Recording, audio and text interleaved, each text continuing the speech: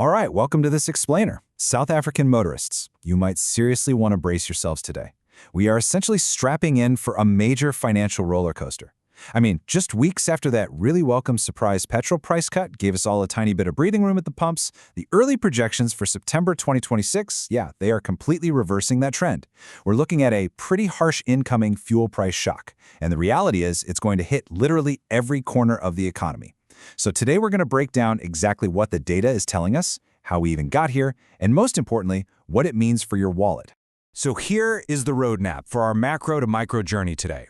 We'll start with the short-lived relief, move into the September forecast, unpack why prices are surging, look at the cost to consumers, and finally outline the volatile road ahead.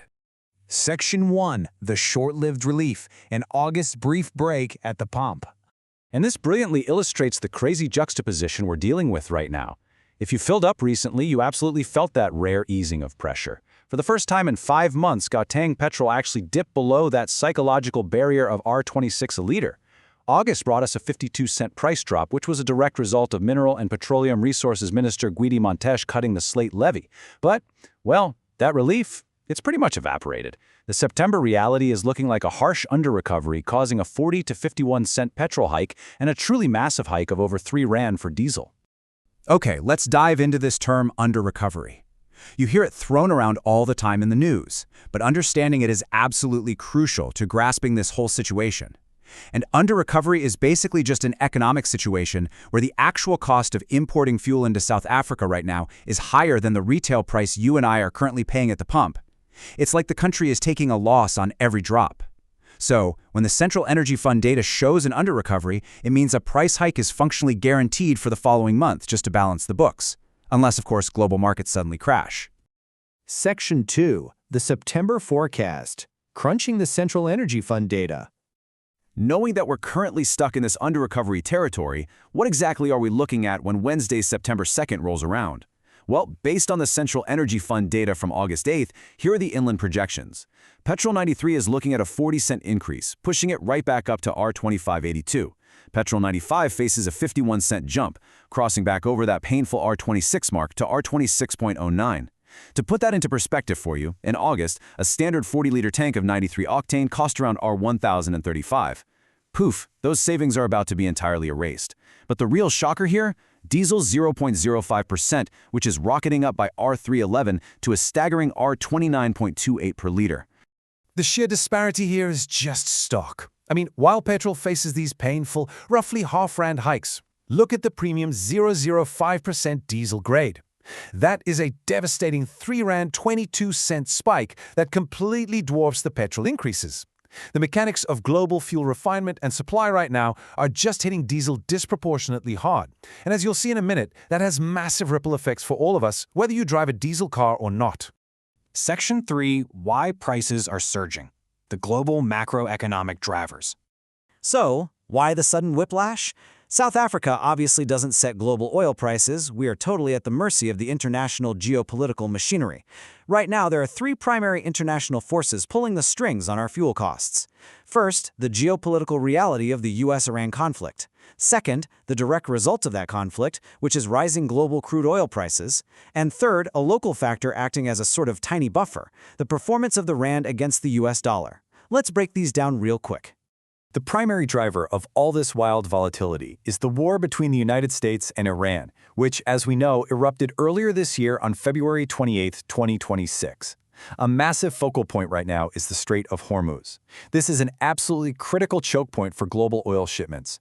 According to reports, Iran is negotiating with Oman about reopening the strait, but Tehran wants to explicitly ban U.S. and Israeli ships and impose tolls on vessels from nations it considers hostile. These recent flare-ups and attacks on what are deemed hostile targets in the strait caused Brent crude to surge almost 4% in just a single trading session. And that, of course, brings us directly to the second driver, the actual price of a barrel of oil. If we track the volatile journey of Brent crude, back in July, it was sitting comfortably around $70 per barrel. But when the fighting peaked, we saw it temporarily spike to an alarming $100 per barrel. Now, as of early August, it's hovering between $81.75 and $84. So yeah, while it's nowhere near that $100 peak, it is significantly higher than the $70 mark we enjoyed just a few weeks ago. That upward pressure, That's exactly what creates the under-recovery in South Africa. But wait, there is a tiny glimmer of good news here, and that's the resilience of the South African rand. Right now, it's holding steady between R16.35 and R16.50 to the US dollar. Investec chief economist Annabelle Bishop points out that the currency is actually holding its ground really well and is even expected to strengthen toward the end of 2026, assuming, the Middle East conflict doesn't escalate further. Currently, this rand strength is contributing a tiny 1 cent over recovery. It's microscopic, sure, but it's basically acting as a tiny silver lining, slightly offsetting the damage of that global oil price surge. Section 4. The cost to consumers. Zooming back into the South African wallet. Let's move to and see how this builds, because we're going to transition from international shipping lanes right back to the direct impact on everyday South African consumers. Now, what's really interesting about this slide is the sheer scale of this number, R13.41. That is the staggering total per liter increase for diesel since the US-Iran war began back in February 2026, assuming these September projections hold up. An increase of over 13 rand a liter in just 7 months? That is literally an economic earthquake for any country's supply chain. And that earthquake, it causes immediate trickle-down inflation.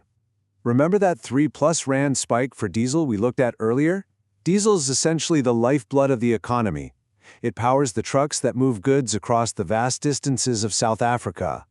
So when diesel jumps by over 3 rand in a single month, the cost of transporting food, medicines, and basic essentials rises instantly. Logistics companies can't just absorb that massive cost out of nowhere, right? So it is passed directly onto you at the grocery store checkout. It's wild to think about, but a blocked global shipping lane in the Middle East literally translates to more expensive bread and milk in Johannesburg. And we have to talk about how this pain isn't distributed equally at all. The most severe immediate impact hits millions of low-income households. Illuminating paraffin is projected to jump by R2.40 per liter. For households that rely entirely on paraffin for their daily cooking, heating, and lighting, this isn't just an inconvenience, it's a full-blown crisis.